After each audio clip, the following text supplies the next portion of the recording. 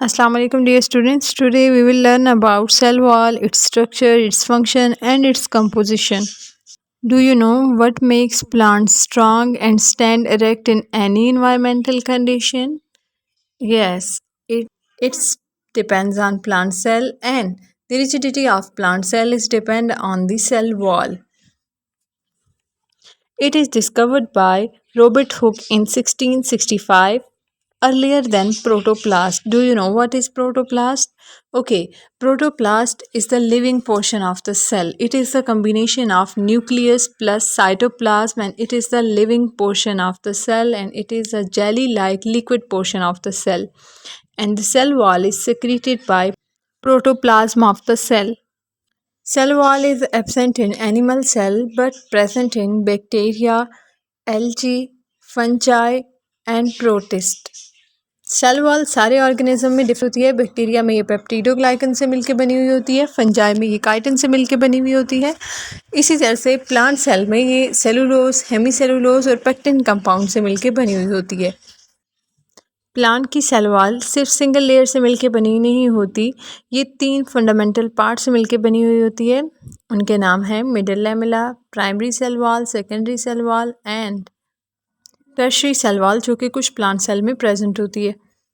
अब one by one हम इन layers की कंपोजिशन की बात कर लेते हैं। प्राइमरी सेल वॉल जो होती है ये सबसे ज़्यादा थिन होती है, 1 to 3 माइक्रोमीटर इसकी थिकनेस होती है और ये सेलुलोज, हेमीसेलुलोज, पेक्टिक कंपाउंड और पॉलीसेकेराइड से मिलकर बनी हुई होती है।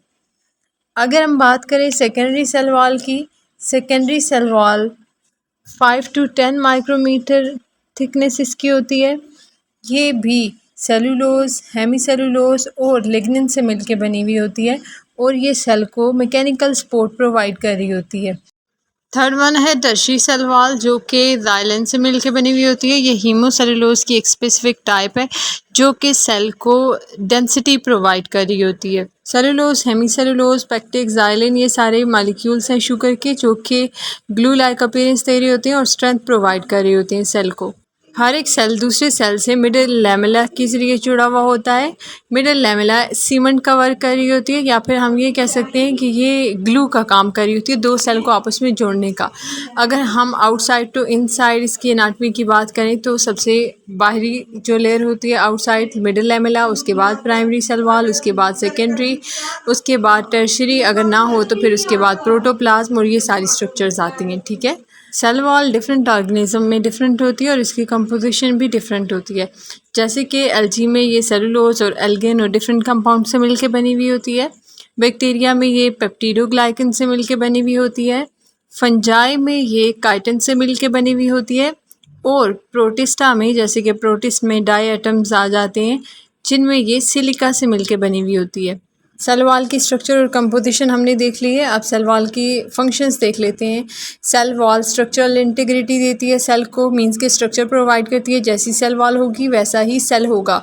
उसके बाद ये इंटरनल स्ट्रक्चर्स को प्रोटेक्शन कर रही होती है सेल वॉल। और थर्ड वन इसका फंक्शन आता है किसी भी मैकेनिकल स्ट्रेस से जो है वो सेल को बचा रही होती है। जैसे कि कोई भी ड्राउट की कंडीशन होती है, कोई भी हाई टेम्परेचर होता है तो ये रिजिड इन स्ट्रक्चर होती है तो इसको प्रोटेक्ट कर रही होती है इंटरनल ऑर्गन्स को। बहुत ज़्यादा इजी टॉपिक था, होप सो आपको समझ आ गई होगी इस टॉपिक की। अगर आपको कोई क्वेश्चन हो तो आप पूछ सकते हैं। थैंक यू, अल्लाह हाफिज़।